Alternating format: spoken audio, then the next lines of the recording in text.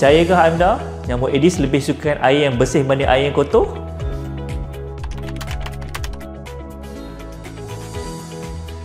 Menarik soalan tersebut. Tapi jawapannya tidak tepat, ia hanyalah mitos. Jadi apa yang berlaku sebenarnya, terdapat 4 jenis serotype denggi.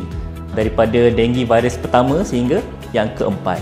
So, apa yang berlaku apabila seorang telah dijangkiti salah satu serotype, mereka mendapat imuniti terhadap serotype tersebut. Tetapi bukan serotype seterusnya. Masalah berlaku apabila seorang itu dijangkiti denggi untuk kali kedua atau seterusnya, risiko mereka untuk mendapat jangkitan denggi yang lebih teruk tinggi. Contohnya seperti denggi berdarah ataupun denggi kejutan, kita panggil sebagai denggi shock syndrome.